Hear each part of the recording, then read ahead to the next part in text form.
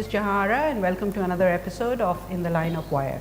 I have with me today Mr. ParvezIftikhar, who is the CEO of the Universal Service Fund. And I must tell you how I first met him. I met him in a van at Kuala Lumpur airport, heading for, I don't know which hotel was it, the Pan Pacific Hotel. I didn't know him. There was one other person in the van, and because I heard from the driver that it was a 2-hour drive, I decided to introduce myself and found that he was from Pakistan, and then he told me of all the wonderful work USF is doing. So here's ParvezIftikhar. Let's have a chat with him and find out what the Universal Service Fund is and what it does. Hi Parvez. Hi. How are you? I'm fine, thank you. Good to see you again. Not quite Kuala Lumpur, is it? Yeah, but it's as good, I must say. This is a wonderful It's a lovely office. Yes, yes. Great studio. Very impressive. Would you tell us when the Universal Service Fund was set up and for what reason? Yeah. Actually, it started with the Pakistan Telecom Act 1996. In fact, it was envisaged that there will be a Universal Service Fund. Then in 2000, when the act was amended, this thing was it became more serious. Okay. But it took a few years till all the rules were framed and everything was in place. And finally, in the end of 2006, December 2006, this company was formed because the government decided to disperse the fund not via a government department, which lots of other countries are doing. They said we'll have a public-private partnership model, which was unique, by the way. The only other country that, at least I know, in Universal Service Fund is Canada, which is doing a similar thing. So they decided to make a company under this in this public-private partnership thing, and then they started looking for the first employee, and that was the CEO. And I was ultimately selected, went through a series of interviews and all that, and I joined in May 2007. So I was the first employee. Okay. So that's to answer your question. That's how it started. Okay. And from then on. And what is it supposed to do? Okay. What's the concept? The concept is that there are always places where the telecom operators, the licensed telecom operators, do not venture because it's not a business case there. So what they do is, and this is happening in many other countries as well, that they put in a certain amount of their revenues, a certain percentage of their revenues, it's different in different countries, in a so-called Universal Service Fund. Okay. Some people call it Universal Service Obligation Fund, as in India. Okay. And this fund is then used to provide telecommunication services in those areas. Okay. As I said, it's being done in different countries. Different percentages are applied in different countries. India is 5%, Malaysia is 6%, South Africa is 0.5%. We are about 1.5%. So, so that's small. That's small, but at the same time, we see that the way it is dispersed, and because of the robust competition between the competitors, you actually can do a lot with this, whatever money that comes in. So what have you been doing with it? Yeah, in the last year and a half plus, first of all, we raised the company, right, and then we started auctioning out these unserved areas from the telephony point of view. Okay. And the work involves identifying the areas, putting them, bringing them on the maps with each and every village that needs to be covered. Okay. We use maps from the Pakistan survey of Pakistan, and then we also use digital imagery from Suparco, and we use the population data from the Census Organization, and we put them all together and we say, okay, this is the area which needs to be provided with telephony, and because it's unserved. Okay. And we call them lots, and we auction the lot then. Okay. So the lot is auctioned in such a way that we ask the licensed telecom operators, them means licensed telecom operators, to come up with their proposals in such a way that technical financial are separate. Okay. So we look at the technical proposals first, and if they are covering all the villages that we have identified and we are satisfied with that, we open their the financial proposals. Okay. And whoever is the lowest gets the subsidy, whatever the lowest subsidy that has been quoted. All right. So this is one of the things that we have been doing. Okay. We have already identified and auctioned about 8 such lots, as we call them. The whole country is divided into about 22, 23 lots, as we call them. Okay, so we've done 8 out of 20. 8 out of 23. Actually, the other ones, the ones that now we are approaching are smaller ones. The previous ones were bigger because they are more remote, and we have seen the further you go, the more hesitant the people are. So the smaller it is, the less the inhibition. So because we have had some experiences where lots were big and there were no shows, actually nobody bid for them. Right. Chaghi in Balochistan was a huge lot. So we learned our lessons, and we have cut down the sizes. So there are more left, but actually in terms of population, it's maybe it's about the same. Half of the work has been done. Okay, so after the lot is auctioned, have any of the projects begun? Have any Not only completed? begun in case of Sakhar lot and DG Khan lot. These are the lots which came at number 2 and number 3. 75% of the work is complete. Sakhar is in fact more than 80%. Okay. So then comes Pishin and Bahawalpur lots, where more than 25% is done. Okay. Then comes Dadu and all that. So the work is being done. Okay. And what we do is we carry out technical audits of the work that the operator claims to have done. Okay. Now, so that's the telephony part. Okay. Yeah. The other project that we have started, and we are at the beginning of it, in the sense that we have carried out the bidding process for the first lot, and that is providing optic fiber connectivity to each and every tehsil in the country. Okay.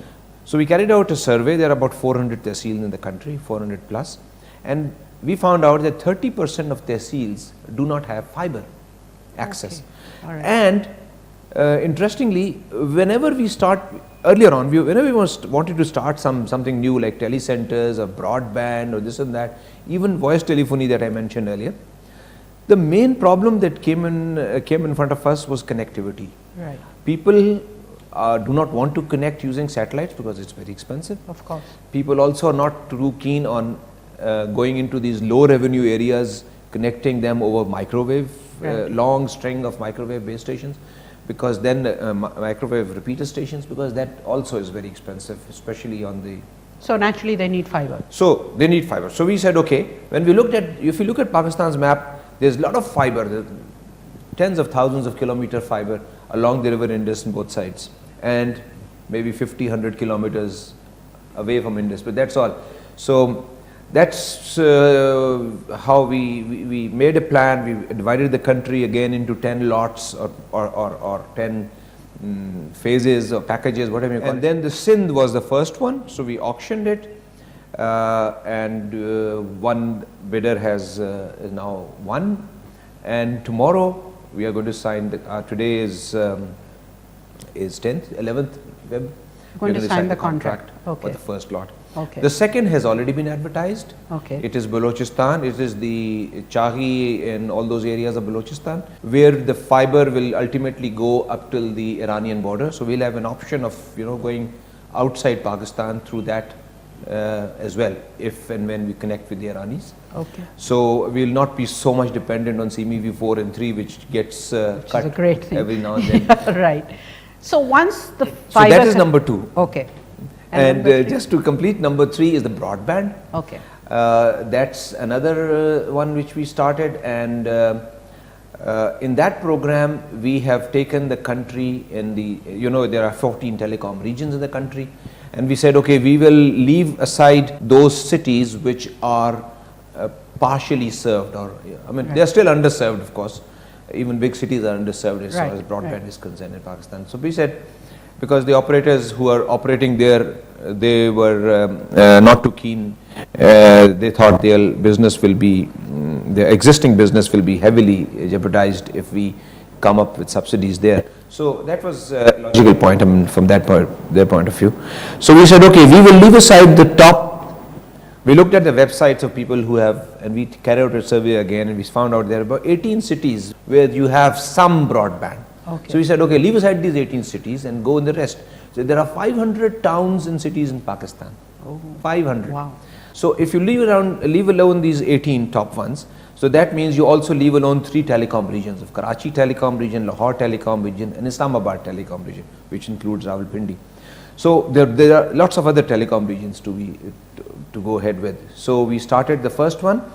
We have again carried out the bidding process for Faisalabad telecom region. Okay. Faisalabad telecom region minus the city of Faisalabad. Okay. The city of Faisalabad is one of those 18 I mentioned earlier. Okay. So still there are 56 towns and cities of all sizes in Faisalabad. And we said, okay, here we are, there's a project, we call it broadband for unserved urban areas. Okay. Because of course in villages, broadband would not make any sense at this point in time. Right. So that is the third track that we are following. Okay. And the fourth track which we are now preparing ourselves to go is the telecenters. Okay. Because this broadband ultimately has to go to the villages. Right. And you can't expect villagers to have computers in their homes. So in a village there should be a community telecenter where people So can the go. telecenter will be funded by the USF? Everything up to now that I mentioned is being funded by the USF and by the operators. Okay. There is always some percentage of operators' own money that is going in. Yeah, but wouldn't there be projects around it to make it self-sustainable? Because Yes. once you put in the money, you can't continue to put in the money, right? Yes, exactly. Our biggest challenge after connectivity, as I mentioned earlier, connectivity is the first one to reach there. The second biggest challenge in case of telecenters, and that's why we have not been able to start as yet, is sustainability. Right. We want the telecenter to stand on its own feet. As soon as we go away, it doesn't fall apart. Right. And that is the main challenge, how to do it. Okay. And we are struggling these days with lots of models. There are so many models available now. Correct. But I mean, with corporates in this, together with the CSR, or using entrepreneurs from the villages I themselves. think that's the best model, really. To come up with large entrepreneurs. Give it to women, it's sure to succeed. I am quite sure of that. But you see, there has to be some entity again in between that and us who will ensure that, you know, it all takes off. Well, I think if you provide training to these women and maybe show them the way, you'd be surprised at what they can achieve. I'm absolutely sure, because I fully agree with you. It has been tried in Bangladesh, for example. It's very successful. Although it's not broadband centers, there are very small single telephone GPRS broadband telecenters. Yes, but we want to go on a little bigger scale. Right. But you are absolutely right. Women and young people. And young, I was going to say that, and because students. instead of them moving to the cities and looking for jobs, Absolutely. if they can start their own ventures in the villages and make money, why wouldn't they want to stay there? Exactly. So the first thing we need is to, you know, kind of train them and tell them what broadband is, what internet is. So what we have done in, for example, in our broadband project, we have made it obligatory for the winning subsidy operators to provide a broadband connection with a small computer lab in each and every high school and college which comes in their area that they are covering. Interesting. Yeah. Very good. So what we are doing is, in Faisalabad telecom region, for example, in these 56 towns that I mentioned, minus the city of Faisalabad, there are 285 high schools and colleges. We have gone, seen them, and put them on, put the addresses and even the coordinates, the GPS coordinates, so that we are going to check whether the operator has provided or not. Okay. So that is one thing. So the students should basically, those students who normally come from the villages nearby also, they come to know what a computer is and what broadband is, and you know, they get to use it, including, by the way, the operator will not only set this up, but he will also provide broadband free of charge for 1 year. Okay. Plus he will train at least 2 teachers to run this thing for them, for the students. So that you know, not that something goes wrong and nobody knows what to do about it. Right. So yes, you are absolutely right. These students, then we expect them to, you know, run ventures like their own telecenters, and telecenters must make money to some extent. Of course, otherwise they won't survive. Yes, so that they can. It'll be just a pilot that then dies. Exactly, exactly. So as soon as the TV cameras go away, you know, the things start, because computer disappears and all that. Right. So this is very important that it is sustainable, yes, and that's what we are trying to achieve. Okay, that is terrific. Now tell me, you did when we first met in Kuala Lumpur, what I was proud to see was that you were making a presentation with Craig Barrett at the World Congress of IT. It was great to see a Pakistani making a presentation regarding this fund, and everybody sort of oohing and eyeing about the fact that Pakistan had gone so much further than a lot of other countries. So what was that like? What was that experience like? Yeah, that was nice. I mean, you saw that experience, of course, you were there, but it has happened now quite a few times. Okay. I was invited by the Vietnamese. They had this what did they call? Information Technology Ministers Conference of ASEAN countries. Okay. Now, Pakistan is not a member of ASEAN, so I had no business being there. So, but they called me and they said, we want you to speak on the Pakistan USF model. Okay. Then I was invited by the Indians in India 2008 in Delhi. There I spoke about the USF model. In fact, they had back-to-back speeches or presentations by myself and my Indian counterpart, the administrator, they call him, of the USOF in India. Right. And that was an occasion when at least, well, मियाँ मिट्ठू बनने वाली बात हो जाती है, but I could see कि फ़र्क साफ ज़ाहिर है. Then I was also invited to Macau by GSM Association, and other than that, the Saudis wanted to have a presentation on our model, which a colleague of mine did in Malaysia a couple of weeks ago. So the model is considered to be very successful, this public-private partnership. You know, we have 8 members in the board. I'm the 9th one, of course. The 8 members, 4 come from the government, 4 from the private sector. Okay, sure. And this board, you know, is completely independent. So they are fully authorized to take any decision. Okay. And so and they keep checks and balances on each other. They keep checks, exactly. And they apply. Which is very important. Yeah, absolutely, you're right. And the collective wisdom of the private and the public sector is used there. We debate a lot. We sometimes have heated arguments. No punches thrown. No, not yet. But what comes out is something that is making a difference, I must say. Okay. Well, maybe some other branches of government can follow the same model. Actually, because if it works so well. Yeah. Actually, this public-private partnership model is becoming very popular.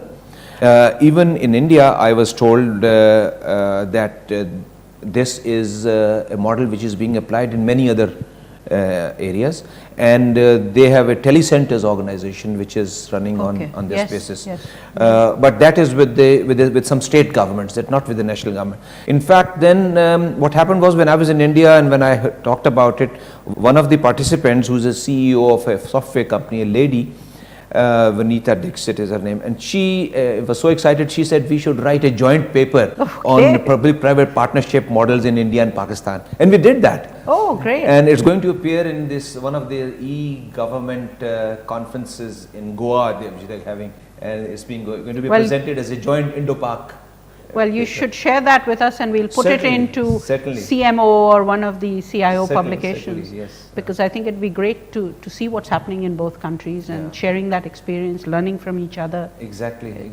So this public-private model, it works pretty well. I hope, as you said, it should be applied in other areas as well. Okay. Yeah. Well, that's great. Thank you, Parvez, for being with us. Thanks a lot. We'll hope to have you back again soon. Certainly. So that we can learn more about what the USF is doing. And perhaps, before we go, is there anything you're doing in the area of content development, or are you leaving that to other organizations? Yeah, exactly. At the moment, we are not doing anything on that.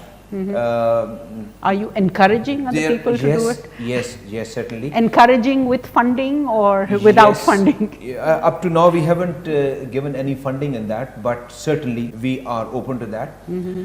In fact, not only content, but also other areas like telemedicine. Right. So I am Very important having area. conversations with some people in government as well, that we can go ahead and fund some of these telemedicine projects. Yeah, because it would be a shame if you put in all this infrastructure and it was not used. Exactly. Although I am one of those who believe that if you build the roads, the cars will come. But yes, true. yes, we will put some cars also. Yes. If you put in the first few cars, then the rest of them will follow. Certainly And then you will wish that you hadn't done it in the first place, because then there'll be so many cars that you'll be stuck in a traffic jam like you were on the way here. Okay. Yeah, I hope so. I hope so. Thank you very much, Parvez. We look forward to hearing more about USF and what you're doing, and I hope that that will bring technology to a broader spectrum of Pakistan, which is the only way for us to move forward. Inshallah, that's what we hope to achieve. I mean, having all the technology and broadband and everything in 18 cities is not enough. The majority of the population lives in the rural areas and the peri-urban and semi-urban areas, and that's where we are trying to create a small revolution, inshallah. I hope you will be successful. That was Parvez Iftikhar of the USF. It was great to have him here, and you learned all about what the USF is doing and what it's planning to do.